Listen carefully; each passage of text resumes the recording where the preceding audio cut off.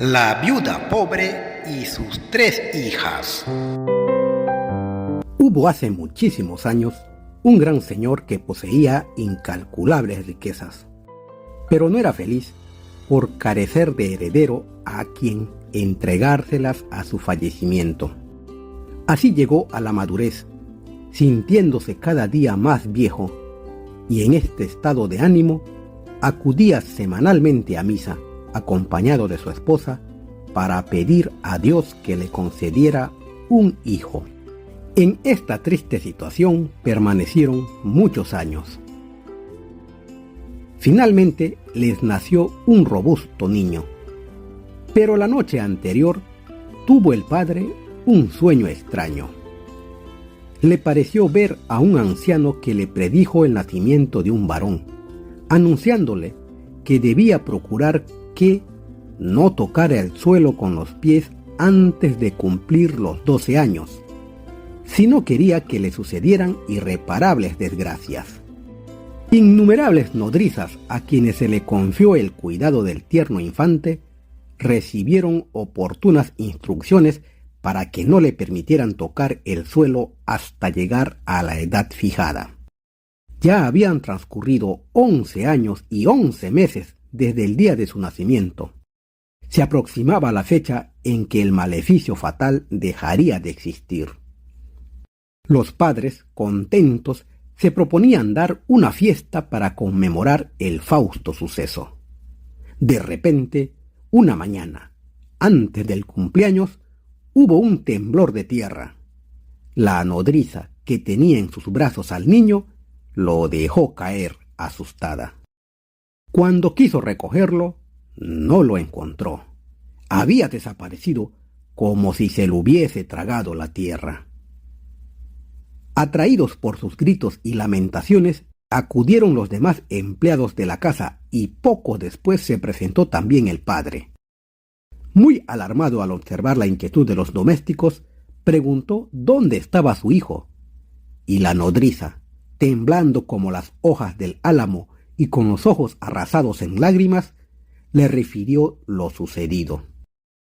Fácil es imaginarse la angustia del padre al ver desvanecerse en un instante sus más caras esperanzas.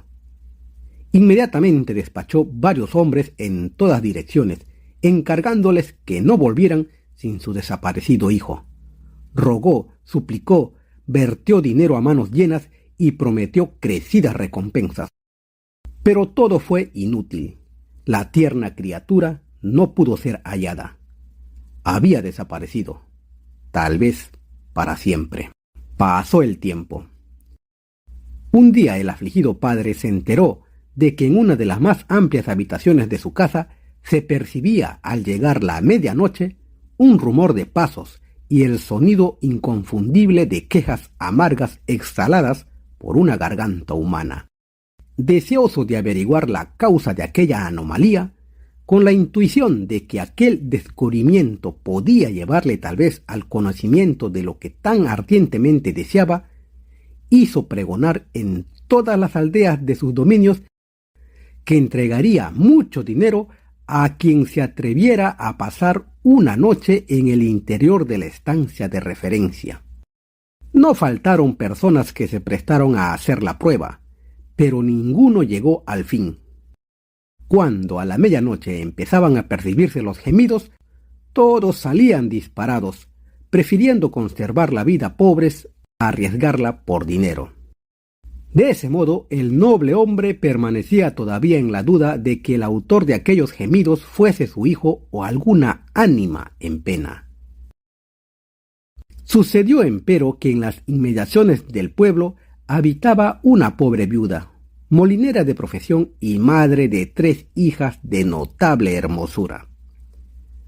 Cuando a la humilde cabaña llegó la noticia de que el acaudalado señor ofrecía bastante dinero a quien osara dormir una noche en la cámara donde se percibían los extraños ruidos, la hija mayor dijo a su madre: «Creo, madre mía, que no tenemos nada que perder. Ese dinero aliviaría bastante nuestra miseria. ¿Por qué no me permites que pruebe?» La pobre madre vaciló, pero ante la insistencia de la hija y sobre todo atemorizada por los días de hambre que se le avecinaban, consintió al fin.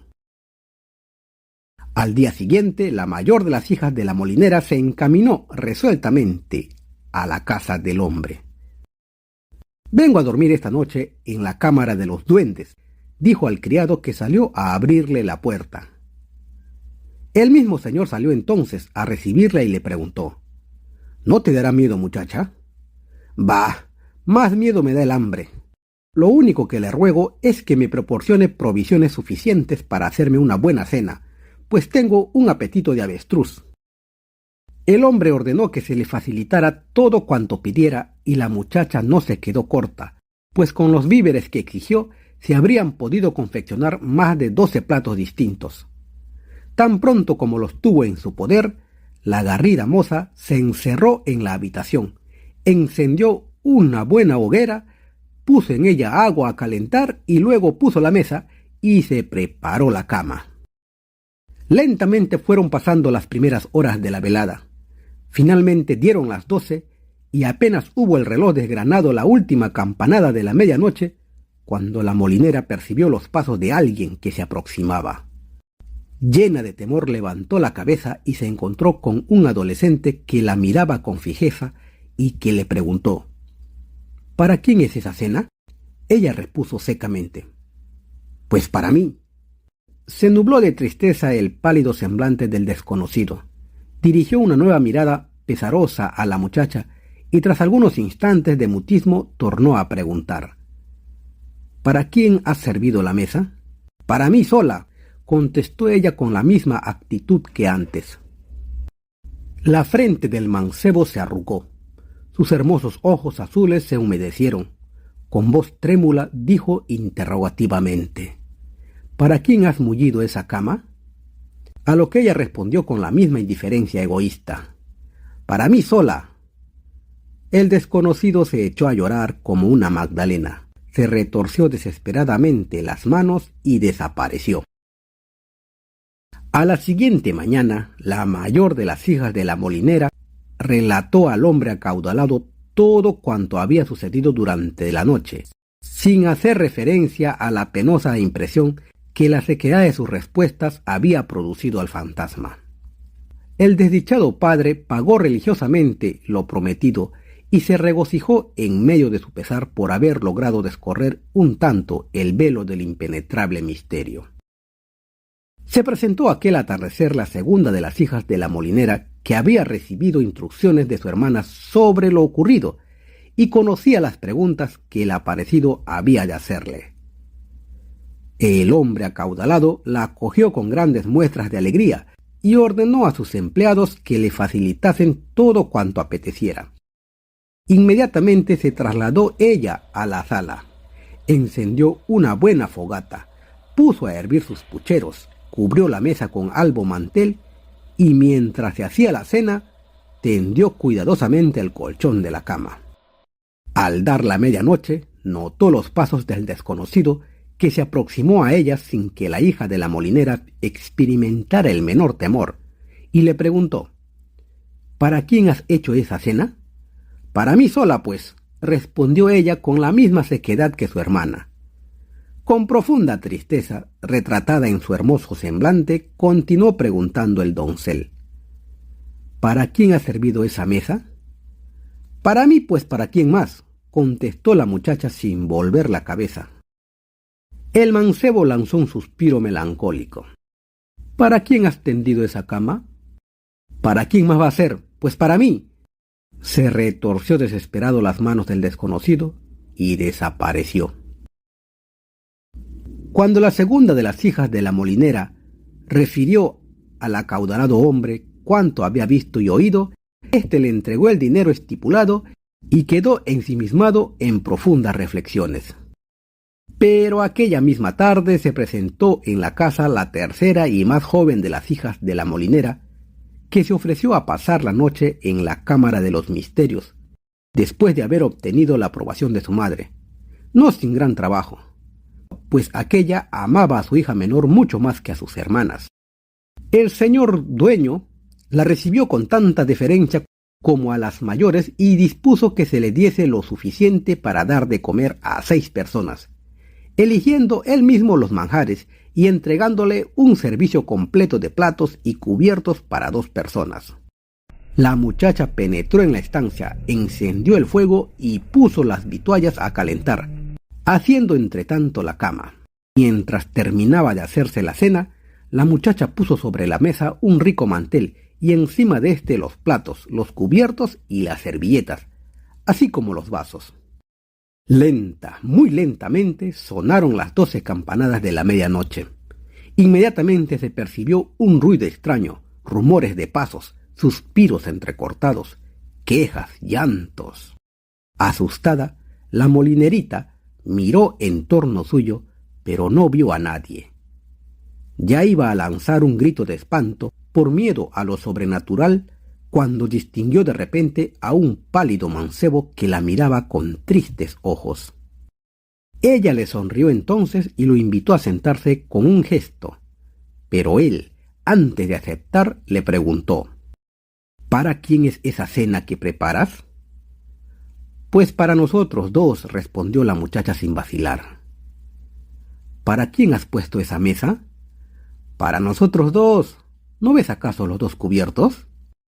El mancebo, con los ojos brillantes de alegría, continuó preguntando: ¿Y para quién es esa cama? Pues para ti, yo dormiré en una silla. Trémulo de júbilo, el joven se arrodilló a los pies de la molinerita y cubrió de besos sus manos. «Gracias, muchas gracias», exclamó. Luego se levantó y añadió: «Pero antes de cenar tengo que transmitir mi reconocimiento a mis bienhechores». Un soplo de aire fresco inundó de repente la habitación. En el centro de ésta se había abierto una trampilla por la cual se apresuró a descender el desconocido. Pero la joven molinera, que se sentía invadida por la curiosidad, se agarró al extremo de su capa y bajó detrás de él. Llegaron al fondo y allí se desplegó ante los ojos de la muchacha un mundo extraño. Corría a su diestra un río de oro líquido, mientras que a su siniestra se alzaban colinas del mismo resplandeciente metal. Frente a ella se extendía una pradera vastísima, esmaltada con césped de un verdor deslumbrante y flores polícromas. A medida que avanzaba el desconocido, lo seguía la joven a muy poca distancia, procurando que él no la descubriese. Ella lo vio saludar a las flores del prado con tanta deferencia y cariño, como si fuesen antiguas conocidas, besando a algunas, acariciando a otras, despidiéndose de ellas con frases amorosas y lisonjeras. Finalmente penetraron en una selva cuyos árboles eran de oro macizo. Multitud de pájaros de todas clases y colores empezaron a lanzar armoniosos trinos cuando distinguieron al pálido mancebo, revoloteando alrededor de él y posándose familiarmente en su cabeza y hombros, mientras él acariciaba a las lindas avecillas. La molinerita quebró una de las ramas de un árbol y se la guardó en el pecho para tener un recuerdo de aquel reino de maravilla. Pasaron de la selva de oro a otra cuyos árboles eran todos de plata. Infinidad de animales de todas especies saludaron con grandes muestras de alegría a la llegada del mancebo, acercándose a recibir sus caricias. Él les dirigió la palabra a cada uno de ellos, pasándole las manos por sus lustrosos lomos, mientras que la molinera, aprovechando el ruido que formaban con sus voces, quebró una de las argentadas ramas y se la guardó junto con la otra. «Así me creerán mis hermanas cuando les cuente todas las preciosidades que he visto esta noche», se dijo. Cuando el doncel se hubo despedido de todos sus amigos, volvió sobre sus pasos por el mismo sendero que tomara a la ida. La doncella regresó detrás de él, sin que el muchacho se diese cuenta de su presencia. Cuando el joven se volvió hacia la chimenea, la doncella estaba sentada ya en la mesa y le hacía señas de que se acercara. «Ya me he despedido de todos mis amigos», dijo él con voz alegre. «Ahora vamos a cenar». Cuando hubieron aplacado su apetito, propuso el muchacho: «¿No crees que es hora de descansar?» Ella sonrió y repuso: «Descansa tú, yo me acomodaré en una silla junto a la chimenea y dormitaré un poco, ya no tardará mucho en amanecer». «Nada de eso», contestó él, alegremente. «Seré yo quien se coloque junto al fuego, tú dormirás en la cama. Si te hice la pregunta fue para probar tus sentimientos». La molinerita se dejó caer, vestida en el blando lecho, mientras que el desconocido, tomando una silla, se sentó junto a la chimenea, lanzando de vez en cuando miradas amorosas a la muchacha, que no tardó en dormirse apaciblemente. Ya había avanzado mucho la mañana y el noble hombre no podía contener su impaciencia, pues la hija de la molinera no se había presentado todavía a cobrar su pago. Inquieto, se dirigió a la sala y abrió la puerta. 2 exclamaciones de alegría sonaron al unísono. ¡Hijo mío! ¡Padre! Emocionados se abrazaron llorando.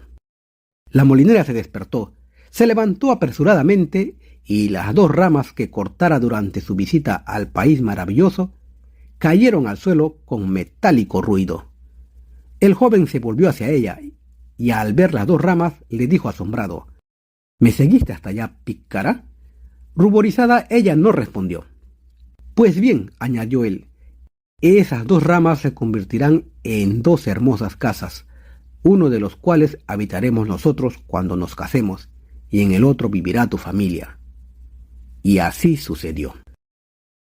Los 2 jóvenes contrajeron matrimonio 2 días después, siendo invitados a la boda todos los habitantes del lugar, que todavía recuerdan alborozados el pantagruélico banquete que se sirvió.